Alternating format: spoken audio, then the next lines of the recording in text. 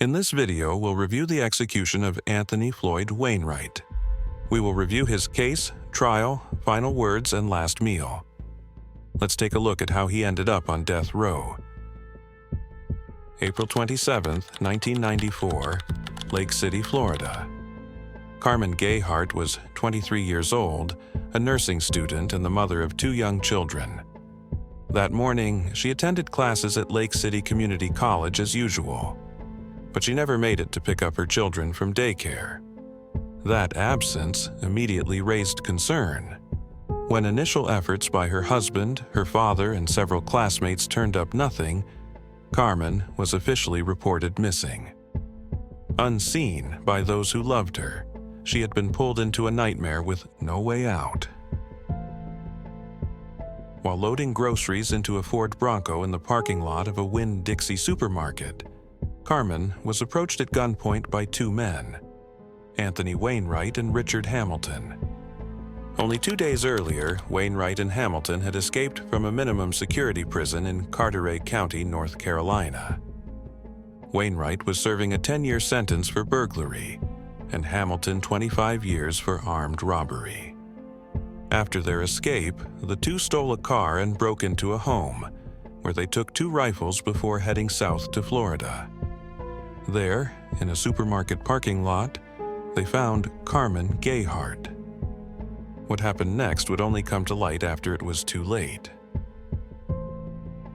After abducting Gayheart, Wainwright and Hamilton abandoned their original getaway car at a lumber yard along U.S. Highway 41. They left the area in Gayhart's Ford Bronco while holding her hostage in the vehicle. They drove north into Hamilton County and pulled off near the Fuel City truck stop, just off State Route 6.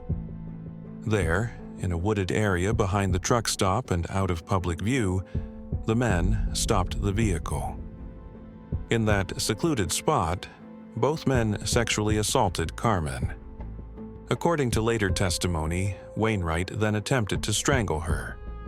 When she didn't die immediately, he used a Bolt Action Point .22 caliber rifle to shoot her twice in the back of the head. Carmen Gayheart, a loving mother of 2, was left dead in the woods. The next day, Wainwright and Hamilton were located near Brookhaven, Mississippi. When confronted by a Mississippi state trooper, they opened fire. The exchange ended with Hamilton shot in the face and Wainwright wounded by a gunshot. Both injuries were non-fatal. During their arrest, authorities recovered Gayhart's Ford Bronco, which the suspects had been driving since fleeing the crime scene in Florida.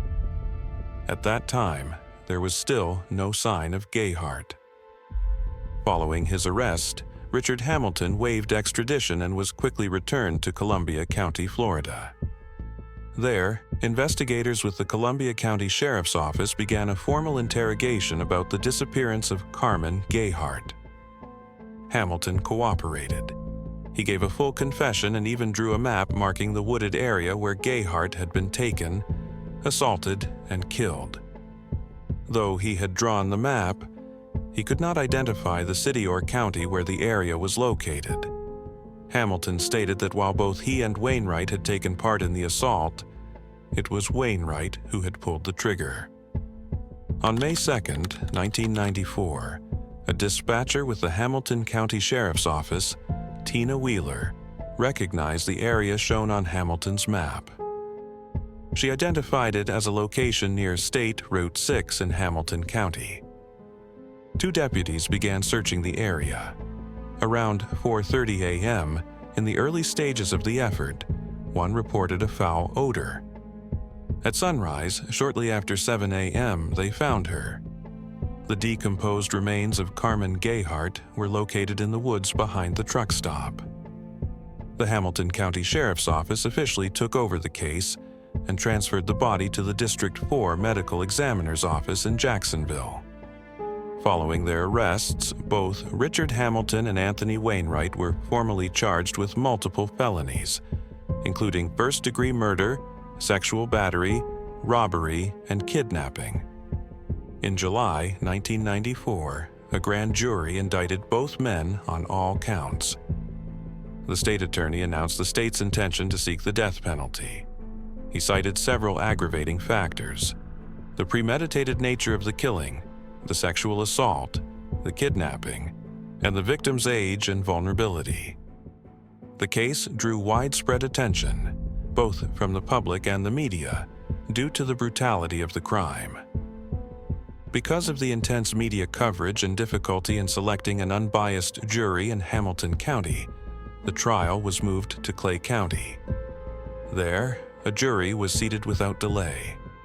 While being held in the Clay County Jail awaiting trial, both Hamilton and Wainwright were flagged as serious security risks.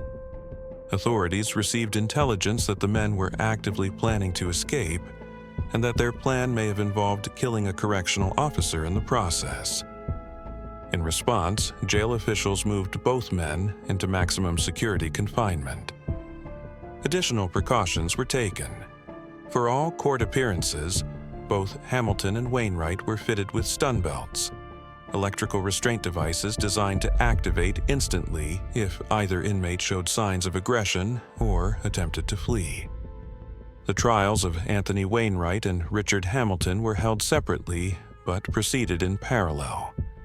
In May 1995, each case was presented before its own jury. On May 30th, 1995, both juries returned guilty verdicts, finding Wainwright and Hamilton responsible for the kidnapping, rape, and murder of Carmen Gayheart. 2 days later, on June 1st, both juries recommended the death penalty for the charge of first-degree murder. In Wainwright's case, the jury's vote for death was unanimous. In Hamilton's case, the vote came in at 10-2 in favor of execution. On June 12, 1995, the circuit judge formally sentenced both men to death. In addition to the death sentences, the court imposed 3 consecutive life sentences for the other felonies committed during the crime. The judge described the murder as pitiless and unnecessarily torturous, calling it wicked, evil, and vile. Over the years, both men filed multiple appeals. On April 15, 2024, the Florida Supreme Court dismissed Wainwright's final appeal, clearing the way for his execution. By then, only one of the two remained alive. Richard Hamilton died on January 13, 2023, at the age of 59, while incarcerated at Union Correctional Institution. He had spent nearly 28 years on death row. The Florida Department of Corrections did not release the cause of death. On June 10, 2025, Wainwright awoke around 3:30 a.m. and was offered a last meal, which he declined. In his final statement, he addressed Gayheart's family. "To the family of Carmen Gayheart, I hope my death brings you peace and healing." He then continued by slamming his attorney as Florida's worst and the court system in Florida as broken. Wainwright spent most of his last words addressing his fiancée, Samantha Wainwright, who was using his last name. "You are the love of my life. I'm so blessed we found each other. The years we have spent together have been beyond wonderful. They've been downright magical," he said. "Love is stronger than death, and I know our love will last for eternity." Wainwright was executed by lethal injection and was pronounced dead at 6:22 p.m.